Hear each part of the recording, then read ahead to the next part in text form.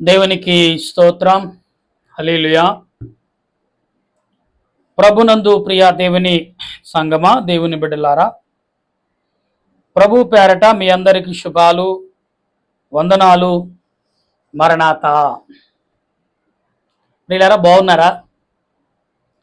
మీ అందరికి శుభాలు తెలియపరుస్తున్నాను. అందరికి ఆహ్వానం పలుకుచున్నాను. మీ అందరూ క్షేమముగా ఉన్నారని తలంచుచు మన దేవదేవుని మీ నిమిత్తం దేవునిని వేడుకుంటూ ప్రార్థన చేస్తూనే ఉన్నాను.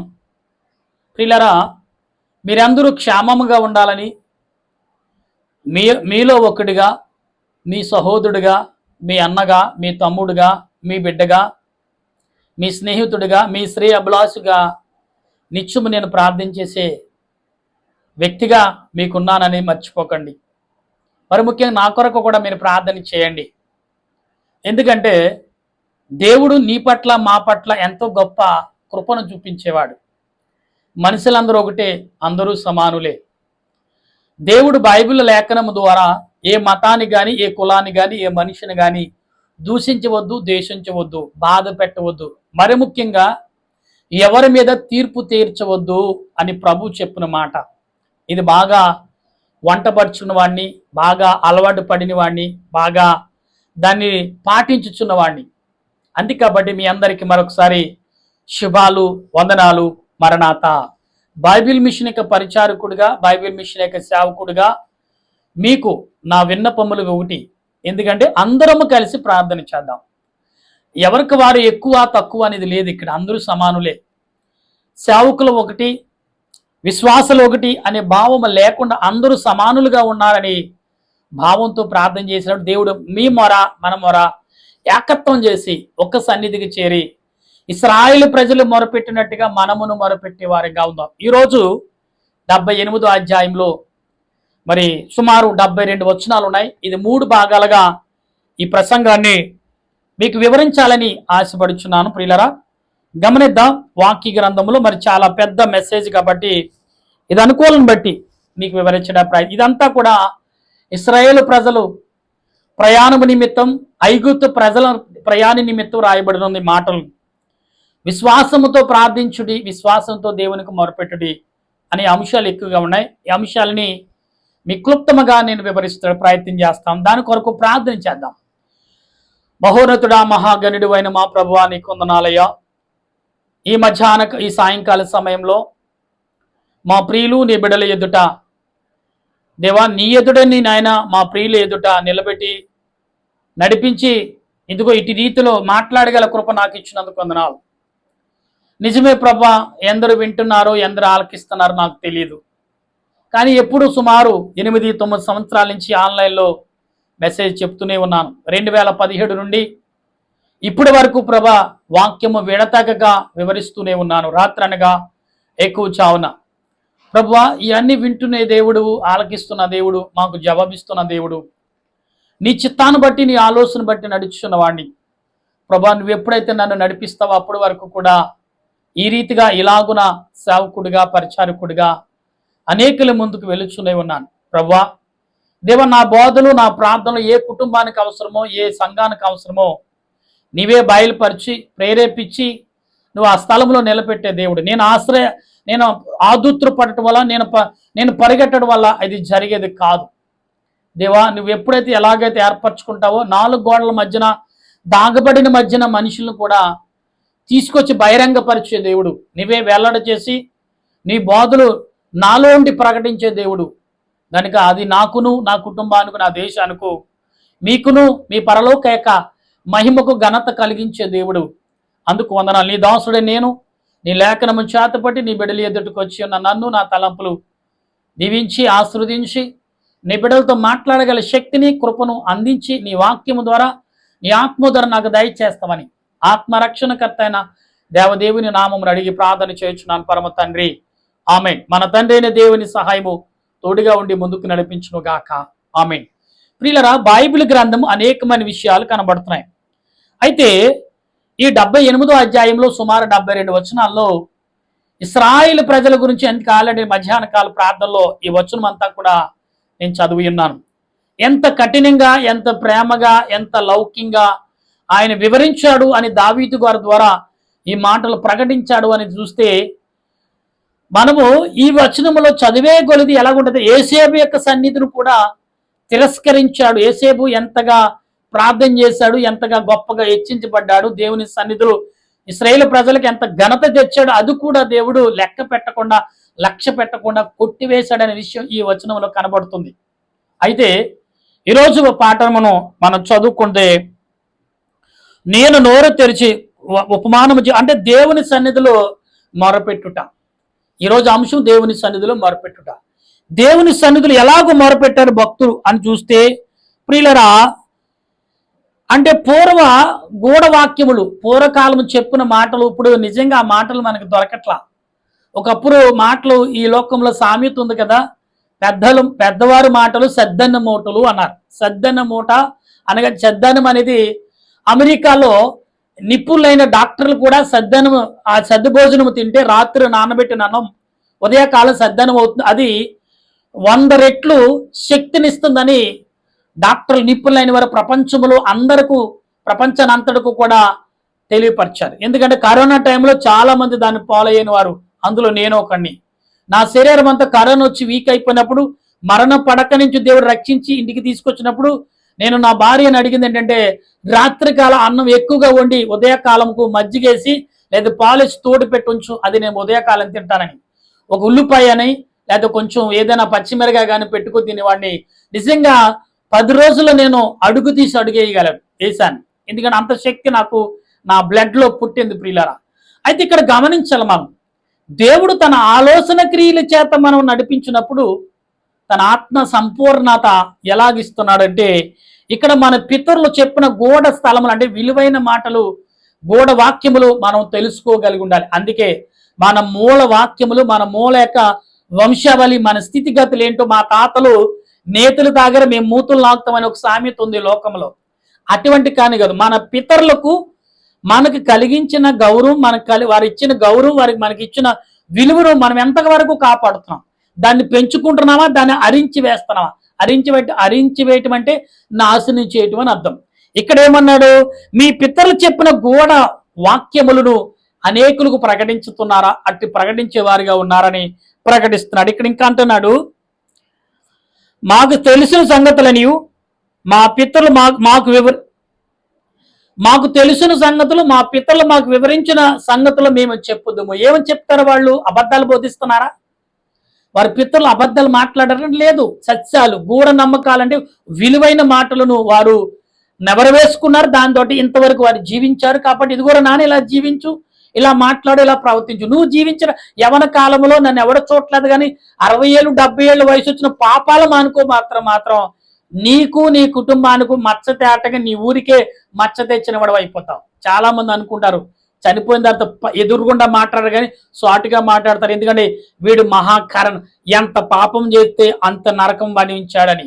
ప్రియుల చాలా మంది అంటారా, మేము రక్షణ పొందాను నేను ఎలాగైనా పరలోకి. అస్సలు కాదండి. దేవుడిని రక్షణ ఇవ్వటానికి కారణం ఏంటి తెలుసా? నీవి పాపాన్ని విడిచిపెట్టుకుని పరిశుద్ధుడిగా పరలోక రాజ్యం చేరాలనే దేవుడు నిన్ను రక్షణ అనే నీడలోకి గొడుగులోకి చేరుస్తున్నాడు. కానీ రక్షణ తీసుకుని నీ పాపాలు విచ్చావిచ్చులుగా చేస్తూ ఉంటే దేవుడు ఏం చేస్తాడు? ఇశ్రాయేలు ప్రజలు ఇక్కడ చెప్తాడు ఈ మాటలు మనం చదువుతున్నప్పుడు, యెహోవా స్తోత్రాక్రియలను, ఆయన బలమును, ఆయన చేసే ఆశ్చర్య కార్యములను దాచకుండా వాటిని వారి పిల్లలకు. చూసారా, యెహోవా చెప్పిన క్రియలు అంటే మాకు చెప్పారు మా పితరులు, అలాగే అనేకులకు ఆయన చెప్పిన క్రియలు దాచకుండా వారి పిల్లలైన మనకు, మాతులు మా గురువులైన వారు చెప్పిన మాటలు ఏంటంటే, యేసు ప్రభు ఇలా చెప్పారు, జాన్ గారు, దేవదాసయ్య గారు, శిలువరాజయ్య గారు, ఏమండి, అలాగే ముద్రుడుపూరు సజీవురావు గారు, వీళ్ళందరూ మరి ముఖ్యంగా బైబిల్ మిషన్ యొక్క బోధకులు కూడా ఆనాడు కాలంలో మేము పరిచర్య చేసినప్పుడు వారు చెప్పే మాటలు ఏంటంటే, అబ్బాయి మీరు పరిచర్య మాకు చేయట్లేదు, దేవుని పరిచర్య యొక్క సేవకులు చేస్తున్నారని గుర్తుపెట్టుకోండి. మనుషులకు చేస్తున్నాం మేము పరిచర్య, ఫలానా ఆయనకి చేసామని మీరు అనుకోకండి. ప్రభు పనివారికి పరిచర్య చేసాం అనుకుని మీరు పరిచర్య చేయండి, అంతే తప్ప లోక సంబంధంగా మమ్మల్ని చూడకండి అనేవారు. కాబట్టి వారికి మేము నిజంగా సేవకులకి నేను చెప్తేనే చాలా మంది అనుకుంటారు మేము సేవకులకి వేడి నీళ్ళు పెట్టేవాడు. వాళ్ళకి మంచాలు, మడత మంచాలు, వారికి కావలసినవి అన్ని కూడా సమకూర్చి వారిని ఒక చంటి పిల్ల వాళ్ళే చూసే మా సంఘానికి వచ్చిన ఆనాడు కాలంలో మేము పరిచర్యలో పాలు పంచుకున్నప్పుడు వారికి చేసినప్పుడు వారి పనులు వారి ఆఖరిని అన్ని చేసినా కానీ మమ్మల్ని మర్చిపోయేవారు కాదు. సంపూర్ణంగా ప్రార్థన చేసి అబ్బాయి అని మమ్మల్ని తట్టి దీవించి వెళ్ళేవారు. అప్పుడు మేము ఎంతో సంతోషంతో అది ఆశీర్వాద కొరకే మేము ప్రయాసపడేవాళ్ళు. వాళ్ళు ఏదో ఇస్తారు అని కాదు. కొందరు మరి గొప్పవారు పాస్టర్ గారు కాబట్టి అబ్బాయి బట్టలు కొనుక్కో అని డబ్బులు కూడా ఇచ్చేవారు మాకు. అయ్యా వద్దయ్యా, మీ ఆశీర్వాదం మాకు చాలు, మీరు వెళ్ళరండి అయ్యగారు అనేవారు. అంటే మనిషిలో ఒక విధానమును ప్రేమను ప్రకటించేవారు. ప్రభు ప్రేమను తప్ప వారు ఉన్న స్థాయి స్థితిని నేను పెద్ద బోధకుడిని, పెద్ద పరిచర్యకుడిని అని ఎప్పుడు కూడా వారు చెప్పుకునేవారు కాదు. అటువంటి పరిచర్య మేము చేసినప్పుడు మమ్మల్ని అంతగా ప్రేమించేవారు. వాళ్ళకి మంచం మీద మంచాల వాళ్ళకి వేసినప్పుడు మేము కింద నేల మీద చాప వేసుకుని పడుకునేవాళ్ళు. వాళ్ళు ఎప్పుడు అబ్బాయిని పిలిస్తే అర్ధరాత్రిగా అయినా మధ్యరాత్రి అయినా వాళ్ళతో పాటు మేము పనికి వెళ్ళేవారు. వారు అప్పుడప్పుడు బయటికి వెళ్ళినప్పుడు వారు కూడా వెళ్ళే వాళ్ళు లైట్లు పట్టుకుని ప్రియులారా. తర్వాత వాళ్ళతో తెల్లరగట్ల 3 గంటలు లేచి ప్రార్థన చేసేవారు. వాళ్ళతో ప్రార్థన చేసేవాళ్ళు. మేము ఆ కాలంలో ఆ 3 రోజుల మీటింగ్లో పండుకునేది 2-3 గంటలై అంత పరిచర్య చేశాం మా కాలంలో. ఎప్పుడంటే 96, 97, 98 ఈ టైంలో పిలిచేలా దేవుడు మమ్మల్ని 94లో పిలుచుకున్నాడు. ఈ తర్వాత మేము చేసే పరిచర్య ఊహగా అందనవి ప్రియులరా గమనించండి. అంటే మేము గొప్పలేని చెప్పట్లా. దేవుడు తన కూడా అంటే విలువైన విషయాలు మాకు ఏదైతే చెప్పాడో అది మీ ముందు పెడతాం. దేవుడు పెట్టమని చెప్తున్నాడు. ఇక్కడ నువ్వేదైతే నేర్చుకున్నా అది సాక్షిగా నువ్వు పెట్టుకున్నావా, అది సాక్షి ప్రకటించు, అదే నీ సువార్త అని ప్రభు మాకు చెప్పిన వారై ఉన్నారు. అయితే ఇక్కడ రాగల తరములో పుట్టబో పిల్లలకు చూడండి, రాబోయే తరము వారుకును పుట్టబోయే పిల్లలకు వారు ఎరుగునట్లు అంటున్నాడు. చాలా క్లియర్గా చెప్పండి. రాబోయే తరము వారుకును పుట్టబోయే పిల్లలకును మీరు ఎలాగుండాలంట,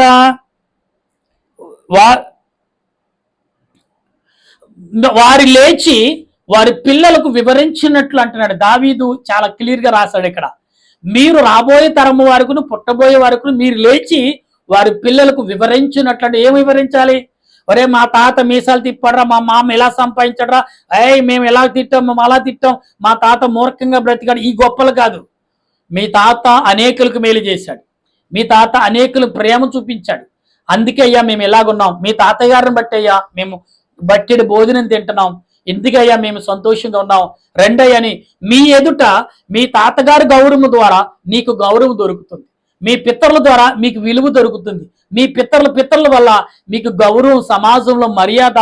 ఇది నీ డబ్బులు పెడితే రాదండి. ఇది ఒక పేదవాడిని, ఒక లేనివాడిని హక్కుని చేర్చుకుని ఆనాటి కాలంలో ఒరే రారా నీవు మావాడురా అని హక్కుని చేర్చుకుని వారి కలిగి ఉన్నాయి.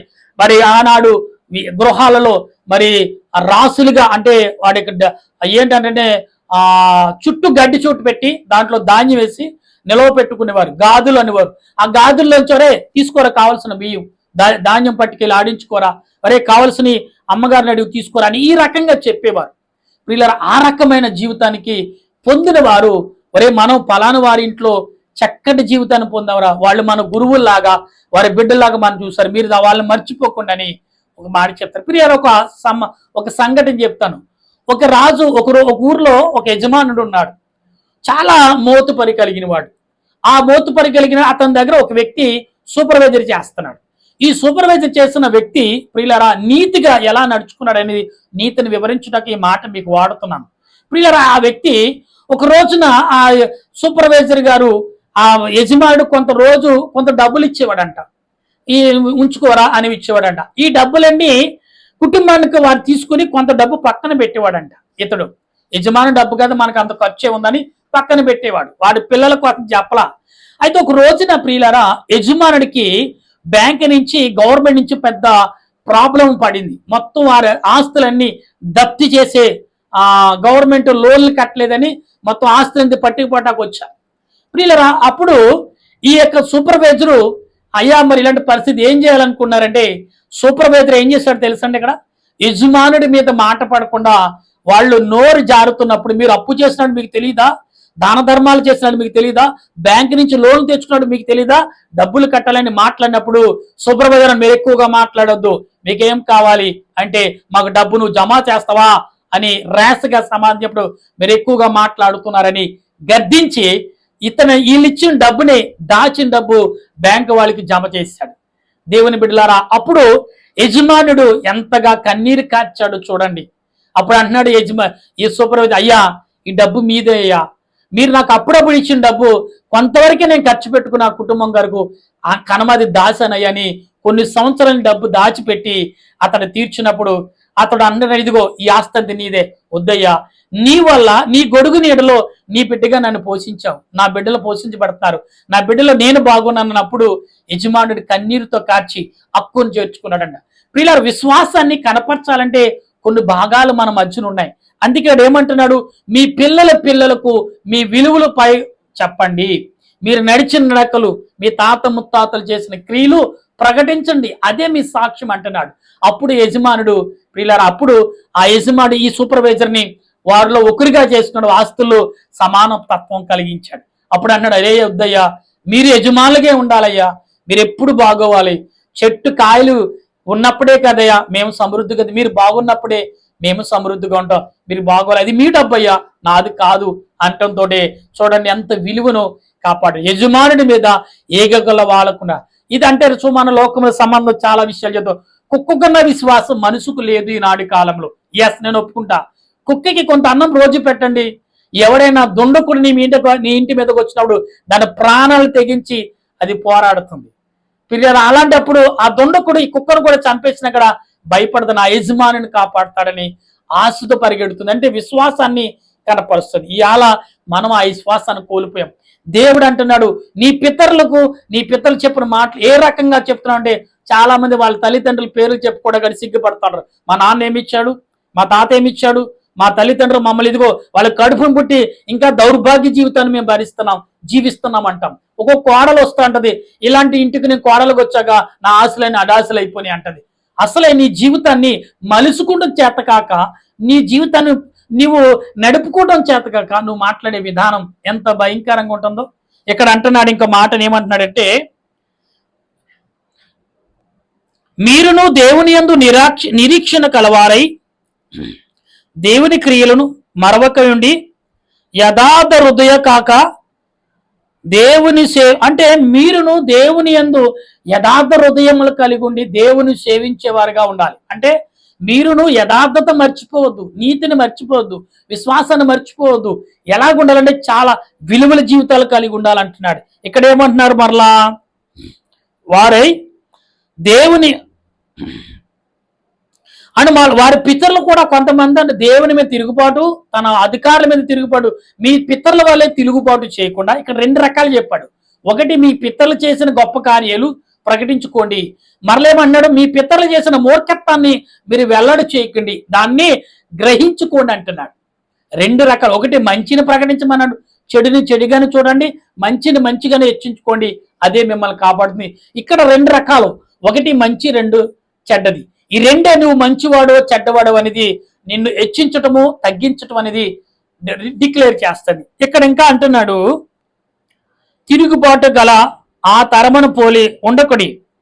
అంటే ఆ తిరుగుబాటు తరము, ఆ తరములో కొంతమంది తిరుగుబాటు చేశారు, ఇప్పుడు వారి పిల్లలని మీరు ఆ టైంలో మీ పితరులు చేసిన తిరుగుబాటు చేయకండి. ఎందుకంటే వారి సంపాదించింది ఏమి లేదు, కోరుకున్నది లేదు, తెచ్చుకున్నది లేదు, అంతా పోగొట్టుకున్నారు. కానీ మీరు మాత్రం అలా కాదు, మిమ్మల్ని దీవిస్తడానికి నేను రెడీగా ఉన్నా. మీ పితరులు మూర్ఖత్వం జీవితం జీవించారు, మీ పితరులు అన్యాయం బ్రతికారు, కాబట్టి ఈనాడు మేము అన్యాయం బ్రతుకుని మీకు ఇవ్వదలుచుకోలేదు, కాబట్టి అలా చేయకండి ప్రభువే చెప్తున్నాడు. ఇక్కడ ఇంకేంటున్నాడు, ఆజ్ఞలు గైకొనున్నట్లు ఆయన ఆయన ఆజ్ఞలు గైకున్నట్లు ఆయన ఆ యాకోబు సంతానముకు శాస్త్రములు నియమించును. యాకోబుకు కొన్ని శాస్త్రములు ఇచ్చాడు. యాకోబు దేవునితో పెనిగిలాడినప్పుడు కొన్ని శాస్త్రాలు ఇచ్చాడు. ఏమన్నాడు తెలుసా, యాకోబు విడిచిపెట్టకుండా దేవుని పాదాలు పట్టుకుని పోరాడిన వ్యక్తి యాకోబు. అయితే యాకోబు విషయాల్లో మోసగాడైనప్పటికీ ఏమంటే దేవునితో పోరాడి సంపాదించుకున్నవాడు యాకోబు. అందుకనే యాకోబు దేవుడు యాకోబు వంశంలో 12 గోత్రాలు చేశాడు. ఈ 12 గోత్రాలు 12 సింహాలుగా పరలోక రాజ్యం చేశాడు. అదే ప్రకటన గ్రంథంలో మనం చదువుతున్నప్పుడు 12 వజ్రాలు కలిగిన గుమ్మాలను 12 గుమ్మాలను ఏర్పరిచాడు. 12 గుమ్మాలు, 12 ద్వారాలు, 12 ముత్యాలు కలిగిన అలంకరణ, 12 వజ్రాలు కలిగిన అలంకరణ పరలోకంలో పెట్టాడు. ప్రియులారా, ఇక్కడ అంటున్నాడు ఈ మాటలని, ఇశ్రాయేలు సంతతికి ధర్మశాస్త్రం అనుగ్రహించను, మన పితరులు తమ పుత్రులకు దాన్ని అంటే ధర్మశాస్త్రము మన పితరులు వారి పిల్లలకు ఆ ధర్మశాస్త్రం చెప్పాలి. అంటే మనము ఏదైతే నమ్ముకుని లోకలు దాని గురించి మన పిల్లలకు ఖచ్చితంగా చెప్పాలి. చెప్పకపోతే మాత్రం నష్టపోయేది మీదే. ఎందుకంటే చాలా మంది కొడుకు కానీ కూతుర్లు కానీ కొన్ని రకాలుగా ఇవాళ బ్యాంక్ బ్యాలెన్స్లు కానీ కొన్ని చెప్పట్లేదు. చెప్పపోవటం ఎందుకంటే పిల్లలు చేసిన తప్పులను శిక్షించాలని ఈ ఆస్తులను అనాథాశకి రాశాడు, వీళ్ళు అనాథులుగా చేయటం. పిల్లరా, ఇది దేవుడు నీ తరతరాలకు ఇచ్చిన ఆస్తులు. నువ్వు కోపంతో ఉండొచ్చు, కానీ మార్చడానికి ప్రయత్నం చేయకపోతే నీ తప్పు అవుతుంది. నీ కోపానికి అర్థం లేని కోపం అయిపోతుంది. అందుకని నీ కోపము తగ్గించుకుని ఆ కోపంలో మంచిదనం చూపించినప్పుడు అనేకులు మారతారు, నీ పిల్లలు మారతారు. గమనించండి, ప్రార్థించండి. అటువంటి కృప దేవదేవుడు ఈ సాయంకాల పూట మీ అందరికీ అందించును గాక. ఈ 20 నిమిషాల మాటలు దేవుడు మీ హృదయాల్లో ఫలింపజేసి నడిపించును గాక. ఆమేన్. దయగల తండ్రి, నీ స్తోత్రాలు. ప్రేమగల రాజా, వందనాలు. ఇదిగో మా పితరుల గురించి విశ్వాసదానాడు మా పితరులు దేవుని యందు భయభక్తులు కలిగి ప్రార్థించిన విశ్వాసాన్ని మాకు చూపించావు. సుమారు 8 వచనాలు, ఇంకెన్నో మాటలు ఉన్నాయి ఈ అధ్యాయంలో.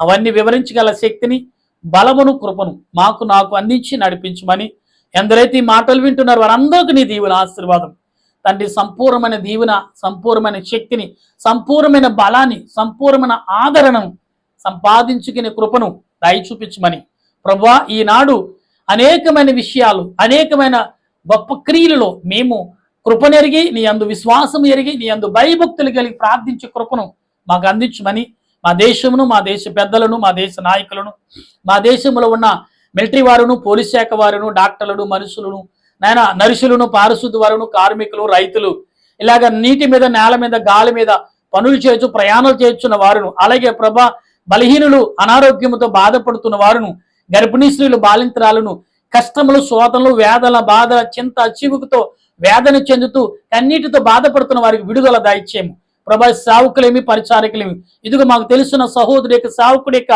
భార్య ప్లేట్లెట్లో బ్లడ్ లో ఐరన్ తగ్గిందని ప్రభా, దేవుడు నాకు ఉన్నాడు కదని అనుకున్నప్పటికీ ప్రభా, ఈ లోకంలో వైద్యం అనేది కూడా ఆశ్రయించాలి. అటువంటి వైద్యం ఆశ్రయించిన ఆ తల్లికి ప్రభా, నీవే రక్తం రంజము చేసి ఆ యొక్క ప్లేట్లెట్లు, ఆ యొక్క ఐరన్ పెరిగినట్లు, నీకు సాక్షిగా నిలిచినట్లు దేవుడు నన్ను స్వస్థపరచడం గొప్ప కార్యమును నడిపించక కృప దయచేయమని ఈ సాయంకాల సమయంలో ఈ దాసుని నేను, నా కుటుంబం, నా దేశాన్ని, నా ప్రజలను దీవించమని ఆత్మరక్షణకర్త యేసుక్రీస్తు నామములో అడిగి ప్రార్థన చేయుచున్నాను పరమ తండ్రి. ఆమేన్. మన తండ్రి అయిన దేవుని కృపా, త్రియేక దేవుని సహాయము ఇప్పుడు ఎల్లప్పుడూ సదా తోడుగా ఉండి ఆయన రాకడకు నడిపించి, బలపరిచి, దీవించి ఆయన రాకడకు సిద్ధపరచునుగాక. ఆమేన్, ఆమేన్, ఆమేన్. మీ అందరికీ వందనాలు. మరణాత.